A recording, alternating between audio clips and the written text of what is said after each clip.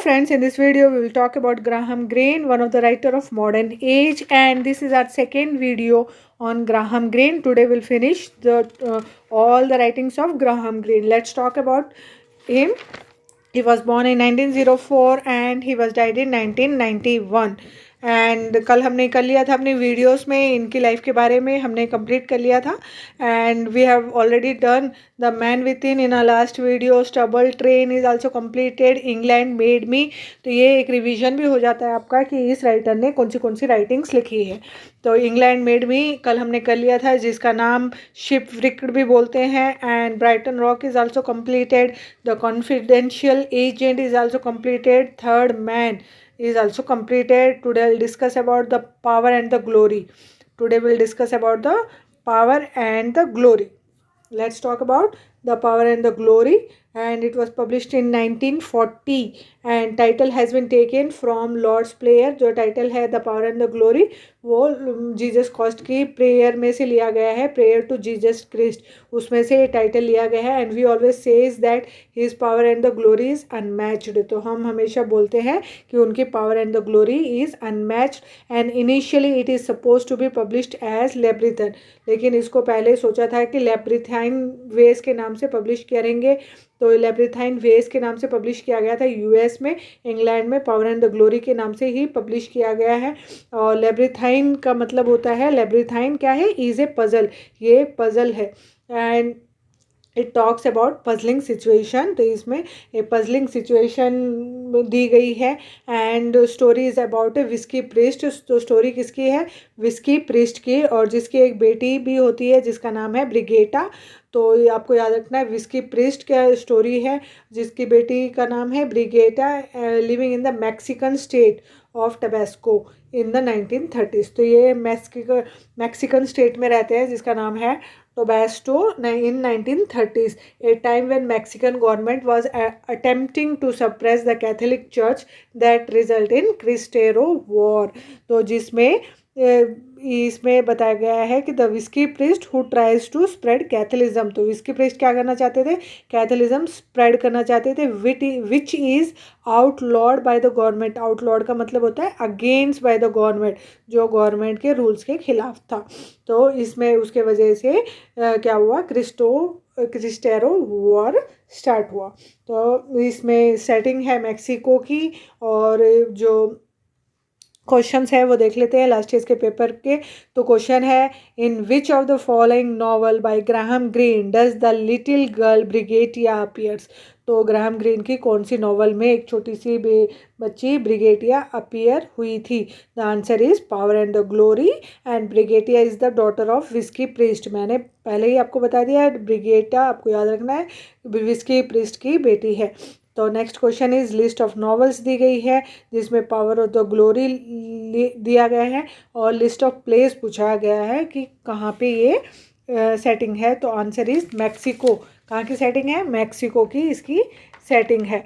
तो next question is assertion और reason के क्वेश्चन है. असर्शन में दिया गया है, in Power and the Glory Graham Greene shows how the whisky priest transcends his weakness for drink and his human appears moving towards martyrdom. The reason में दिया गया है, transcendence in Graham Greene's novel is generally an outcome for love for humanity. तो क्या दिख रहा है इसमें, both A and R are true, दोनों ही सही है. But R is not the correct explanation of A, लेकिन आर करेक्ट एक्सप्लेनेशन नहीं है ए का. नेक्स्ट क्वेश्चन है, लिस्ट ऑफ नॉवेल्स दी गई है जिसमें पावर एंड द ग्लोरी दिया गया है. सेटिंग पूछी गई है. आप प्लेस पूछे सेटिंग पूछे एक ही बात है, मैक्सिको आपको याद रखना है. सेटिंग क्या है, मैक्सिको की है. तो नेक्स्ट वर्क की तरफ चलते हैं. The Ministry of Fear. The Ministry of Fear, it was published in 1943 में ये पब्लिश हुआ था, the Ministry of Fear. And it was first published in Britain by William Heinemann. तो ब्रिटेन में पब्लिश किया था किसने, फर्स्ट हैनमैन ने.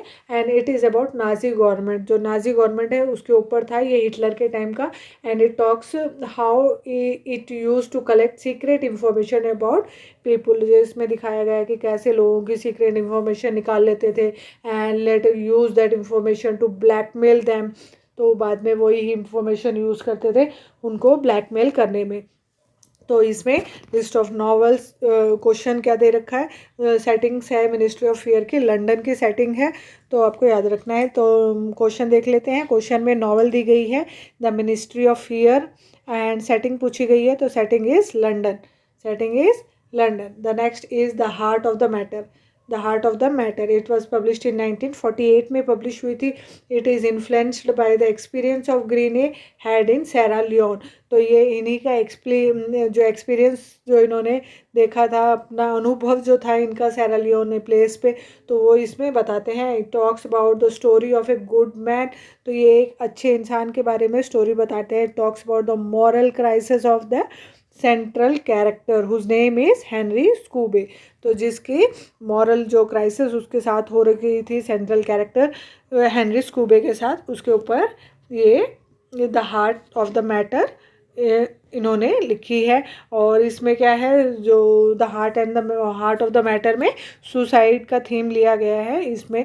और इसमें जो डायमंड्स एंड जो क्या होता है, ये पैकेट में डायमंड्स एज ए ब्राइब घूस देने के लिए स्मगलर्स को रखते हैं। तो इसमें ये एक सीन आता है जो लास्ट ईयर्स के पेपर में पूछा गया था। तो क्वेश्चन देख लेते हैं लास्ट ईयर्स का paper. The protagonist with an admonition the diamond sent to him for smuggling out a packet of diamonds as bribe, and this scene occurs in one of the novels in Graham Greene. Identify the novel. तो आपको याद रखना है the Heart of the Matter में ये scene आया था। The next question is list of works दे रखा है जिसमें हार्ट ऑफ द मैटर है और थीम पूछा गया है। तो जैसे कि मैंने बताया इसका थीम है सुसाइड का, and in this the central character commit suicide. The next work is The Third Man. The Third Man एक वर्क इनका थर्ड मैन पब्लिश हुआ था 1939 में, और ये पब्लिश है 1949 में। आपको याद रखना है। And this novel takes place in post two world war Vienna. तो ये पब्लिश किया गया था पोस्ट 2 में वर्ल्ड वार वियना में। And the main character is Molly Martin, तो इसका main character Molly Martin who travels to Vienna only to find himself investigating the mysteries death of Fred Henry Line. तो ये अपने दोस्त की mysterious जो death हुई थी उसके बारे में इन्वेस्टिगेट करने के लिए वियना जाता है। तो उसमें इसका ट्रैवलिंग एक्सपीरियंस दिखाया गया है, तो मोली मार्टन का। तो आपको याद रखना है। The next is the end of the affair. आपको मेरी वीडियोस अच्छी लगी तो प्लीज़ जल्दी से जल्दी चैनल को सब्सक्राइब कर लें। जब भी वीडियोस किसी की भी अच्छी लगती है तो प्लीज़ लाइक ज़रूर करें, क्योंकि जो भी बनाता है उसको हौसला मिलता है, मोटिवेशन मिलता है और भी बेहतरीन काम करने का। क्योंकि इंसान को कुछ भी करने के लिए एक हौसला, मोटिवेशन की बहुत ज़रूरत होती है, जो उसी को आगे बढ़ाने में उसका बहुत ही एक अच्छा साथी मानी जाती है। तो कोई भी डाउट हो तो कमेंट करें, मोटिवेशन के लिए भी कमेंट करें, एंड अपने दोस्तों में, अपने फ्रेंड सर्कल में ज़रूर वीडियो शेयर करेंगे तभी हम ज़्यादा से ज़्यादा जुड़ेंगे। और इस जो टारगेट लिया है हमने कि यूट्यूब पे सारा सिलेबस डालना है यूजीसी नेट का, वो अचीव कर पाएंगे। बहुत मुश्किल होता है बच्चों अपने टाइम में से ये एक टाइम निकालना जिसमें टाइपिंग भी करनी होती है, जो एरर मिस्टेक्स हैं वो भी देखने होते हैं। तो प्लीज़ थोड़ी हेल्प करें, साथ दें मेरा इसमें। और ज़्यादा से ज़्यादा मैं सिर्फ आपको इतनी ही ड्यूटी दे रही हूँ कि प्लीज़ चैनल को सब्सक्राइब कर लें, लाइक करें और शेयर करें ज़्यादा से ज़्यादा, ठीक है। इस एक ही प्लेटफॉर्म पे आपको सब कुछ मिलेगा, जितना भी नेट का सिलेबस है, हर राइटर आपको इसी प्लेटफॉर्म पे मिल जाएगा, चाहे वो माइनर राइटर हो चाहे मेजर राइटर हो। तो स्टार्ट करते हैं विदाउट गेटिंग लेट। आपको पता है कि मैं ज़्यादा टाइम वेस्ट आपका नहीं करना चाहती, क्योंकि मुझे पता है कि पढ़ने वाले बच्चों के पास बिल्कुल भी समय नहीं होता किसी के भी बात सुनने का। तो आई नो दैट, लेकिन इतना फेवर तो प्लीज़ करना ही पड़ेगा मैं आपको कि चैनल को सब्सक्राइब और लाइक शेयर ज़रूर करें। तो स्टार्ट करते हैं। The end of the affair it was published in 1951 and it is set in London after world war 2। तो इसकी सेटिंग कहाँ की है? लंदन की है, वर्ल्ड वार 2 के टाइम की। And we have 3 major characters. तो इसमें क्या है? 3 मेजर कैरेक्टर्स है। मॉराइस बेंड्रिक्स जो राइटर है, मॉराइस बेंड्रिक्स राइटर है। सारा माइल्स है इसमें, और हेनरी माइल्स, ये दोनों कपल है, मैरिड है दोनों। ये हेनरी माइल्स क्या है, एक सिविल सर्वेंट है। Sarah has an affair with Maurice Bendrix, तो सारा का अफेयर हो जाता है किसके साथ, मॉरिस बेंड्रिक्स के साथ। Later she leaves both Maurice and Henry, बाद में वो दोनों को ही छोड़ देती है, भैया बस हो गया, बहुत छोड़ो दोनों को।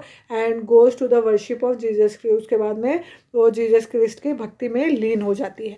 And this novel is actually influenced by Graham Greene own affair with Lady Catherine Walston. तो ये जो ग्राहम ग्रीन का खुद का अफेयर था शादी होने के बावजूद भी कैथरीन के साथ, तो उसके ऊपर इन्होंने ये नॉवल अपने ही लाइफ के ऊपर लिख डाली है। और it is dedicated to C, तो सी कैरेक्टर किसका है, the character C, sorry C, ये वाला सी नहीं, ये वाला C, has represented Catherine Walston. तो सी का मतलब डेडिकेट कर रहे हैं सी को, मतलब कैथरीन को, अपनी गर्लफ्रेंड, अपनी जो जिसके साथ अफेयर है उसको ये डेडिकेट कर रहे हैं। तो इसमें क्वेश्चन आ रखा है, लिस्ट ऑफ वर्क्स दे रखा है, तो जिसमें द एंड ऑफ अफेयर दे रखा है। थीम पूछा गया है, तो थीम क्या है इसका, अडल्ट्री थीम है, क्योंकि बिकॉज सारा has an affair, extra marital affair, तो क्या हुआ, थीम क्या हुआ, अडल्ट्री इसका थीम है।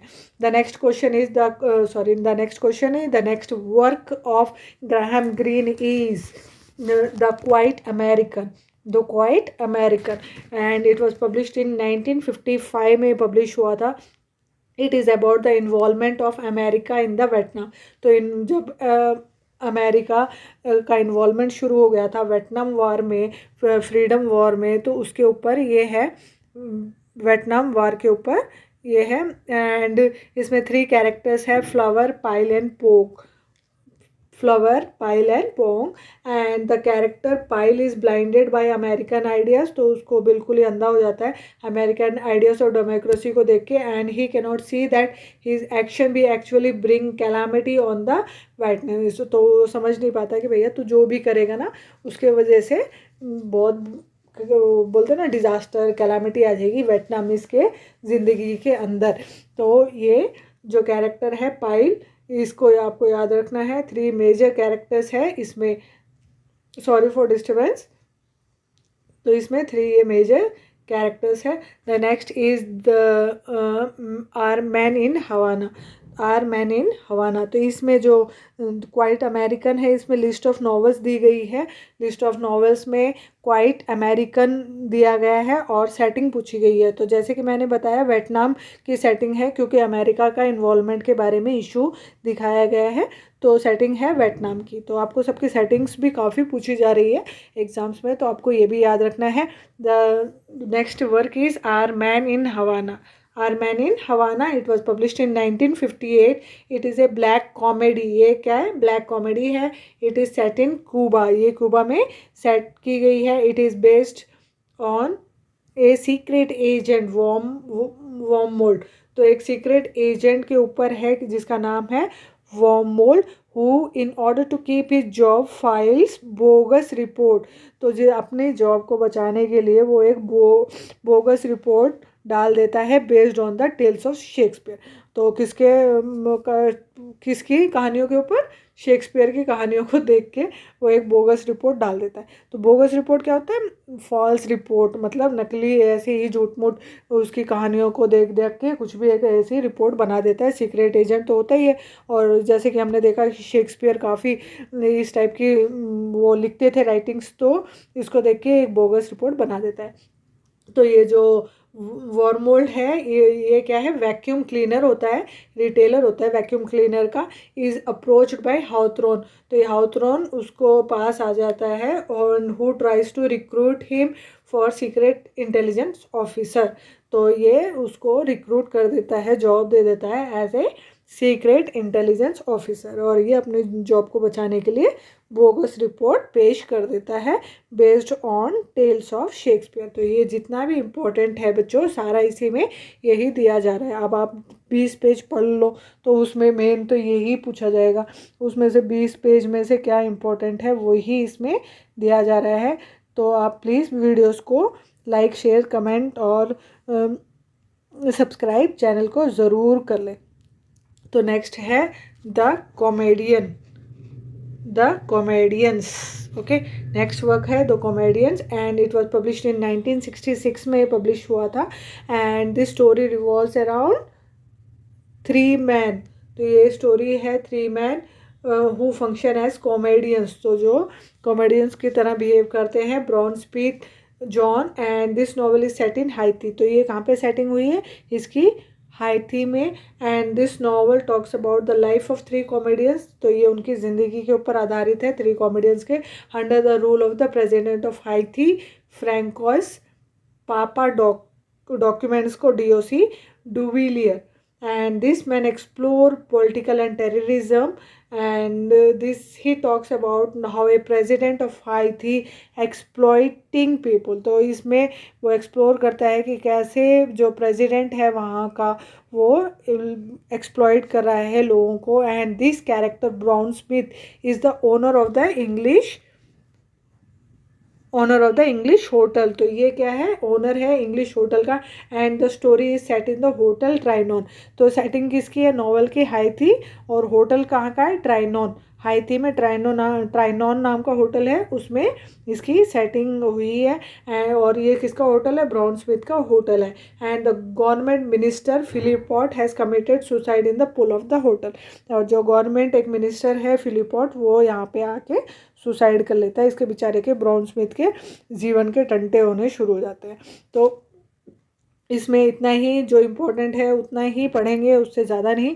तो एग्ज़ाम में बाद में हमें वक्त मिलेगा ये पोर्शन कंप्लीट करें तो एक के को बिल्कुल धांसू डिटेल में भी करेंगे, एक एक लाइन, चाहे वो 20-25 पेज का हो, ठीक है। लेकिन अभी बिल्कुल नहीं, क्योंकि अभी इतना टाइम हम नहीं दे सकते, क्योंकि मैं अगर इतना भी करवा रही हूँ ना, उसमें भी मुझे पूरा 1 साल लगना है। तो आप सोचिए कि कितना मतलब है पोर्शन, तो आपका बहुत सारा है। तो याद करना, मैंने तो आधा घंटे का वीडियो बनाया, आपको लग रहा है कि आधा घंटा है, लेकिन उसको तो आपको तो याद करना है ना, इतने सारे राइटिंग तो आपके तो दिमाग में होने चाहिए। तो क्वेश्चन आ रखा था लास्ट ईयर के पेपर में, नॉवल और सेटिंग्स। तो नॉवल कौन सी है, द कॉमेडियन, और सेटिंग है हाइती। तो इस टाइप से पढ़ेंगे तो बहुत इजीली क्रैक हो जाएगा। इतना टेंशन बिल्कुल लेने की ज़रूरत नहीं है, ये बिल्कुल टॉपर्स के नोट्स हैं, जो हम जैसे तैयारी करते थे उस टाइप के नोट्स हैं कि हमने कैसे क्रैक किया। तो ऐसे नहीं होता कि भाई हम बहुत सारा पढ़ लें, वो मिक्स हो जाता है दिमाग में, कंफ्यूज हो जाते हैं, 4 ऑप्शन सेम टू सेम दिखते हैं ना, तो कन्फ्यूजन इतना हो जाता है कि ये था कि ये था कि ये था ये था।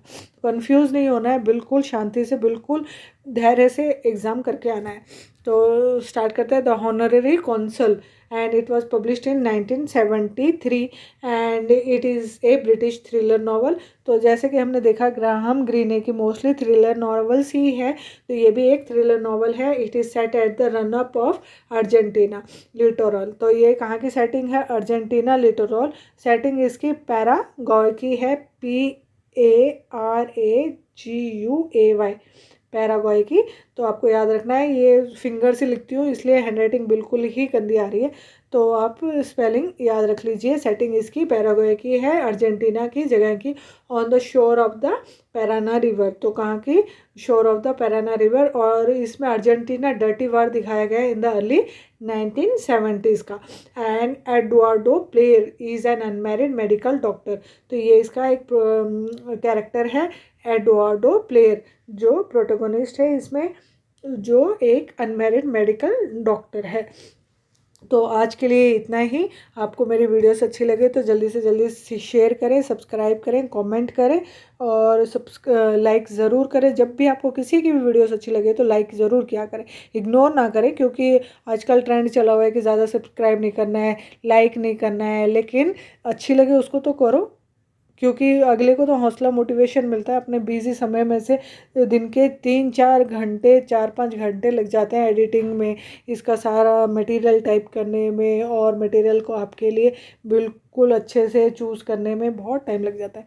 तो इसके बाद में स्लाइड्स अपलोड होती है, तो उनको स्लाइड्स को भी एक एक को स्लाइड को पॉज करके, क्योंकि मैं उसको स्पीड में चलाती हूँ, तो आप उनको पॉज करके अच्छे से एक एक स्लाइड को पढ़ें, तो आपको और अच्छे से डिटेल में, आपने सुन लिया उसके बाद में आप उस टॉपिक को एक बार स्लाइड से खुद पढ़ लोगे तो आपके दिमाग में तो अपने आप ही अंदर घुस जाना है। 2 बार हो गया सीधा ही वो, तो बिल्कुल भी इग्नोर ना करें।